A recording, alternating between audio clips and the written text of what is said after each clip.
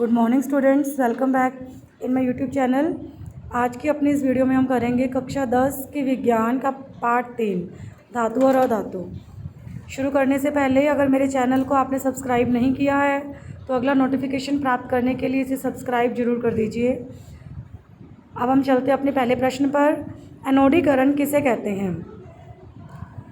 Aluminium पर जब oxide की मोटी परत चढ़ाई जाती है, एल्युमिनियम पर ऑक्साइड की मोटी परत चढ़ाने को एनोडीकरण कहते हैं। एनोडीकरण करने से एल्युमिनियम का क्षारण कम होता है। दूसरा प्रश्न है, एक्वारेजिया क्या है? एक्वारेजिया को अम्लराज भी कहते हैं। यह दो अम्लों का मिश्रण है जिसे 3:1 में लिया जाता है।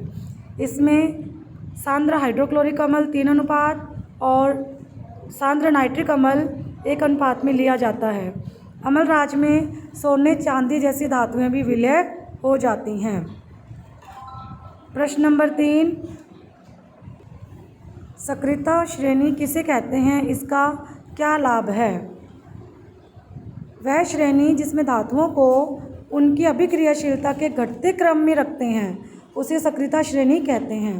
जैसे हम एक श्रेणी दिखाई गई है, इसमें धातुओं को दिखाया गया है potassium, sodium, calcium, magnesium, aluminium, zinc, iron, lead, hydrogen, copper, mercury, silver, gold. इसे क्रियाशीलता के घटते क्रम में दिखाया गया है। हाइड्रोजन से ऊपर की धातुएं सभी सक्रिय हैं, हाइड्रोजन से नीचे की धातुएं सभी अक्रिय हैं। सबसे अधिक सक्रियशील धातु है पोटेशियम, सबसे कम क्रियाशील धातु है गोल्ड। इसके बाद अगला प्रश्न नंबर 4, आयनिक यौगिक भंगुर होते हैं, इस कथन से क्या तात्पर्य है? आयनिक यौगिक जैसे NaCl में विपरीत आवेशित आयनों के बीच में प्रबल आकर्षण बल होते हैं। आयनिक यौगिक में आयन होते हैं विपरीत आवेशित, वो एक दूसरे से प्रबल आकर्षण बंध के द्वारा जुड़े हुए होते हैं। जब हम ऐसे आयनिक यौगिकों पर बाह्य दाब लगाते हैं, बल लगाते हैं, तो ये आयनिक यौगिक छोटे छोटे टुकड़ों में टूट जाते हैं। क्यों? क्योंकि बल लगाने पर विपरीत समान आवेश वाले आयन एक दूसरे के पास आ जाते हैं। चूँकि समान आवेशित आयन एक दूसरे को प्रतिकर्षित करते हैं, इस कारण वह यौगिक टुकड़ों में टूट जाता है।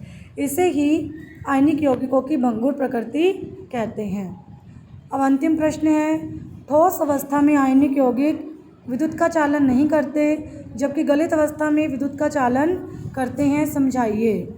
ठोस अवस्था में अभी हमने पढ़ा आयनिक यौगिकों के आयनों के मध्य प्रबल आकर्षण बल होता है जिसके कारण उसमें गति संभव नहीं होती। किंतु जब आयनिक यौगिक गलित अवस्था में होते हैं, जब उनका जल में विलीन बनाते हैं, तो उनके आयनों के मध्य आकर्षण बल ऊष्मा के कारण कमज़ोर हो जाता है और आयन अब स्वतंत्र रूप से गति कर सकते हैं। जब आयन गति कर सकते हैं तो उसमें धारा का प्रवाह भी हो सकता है। यही कारण है कि आयनिक यौगिक गलित अवस्था में विद्युत का चालन कर पाते हैं। अगर आपको आज का मेरा वीडियो अच्छा लगा तो इसे लाइक और शेयर करना मत भूलिए। Thank you very much.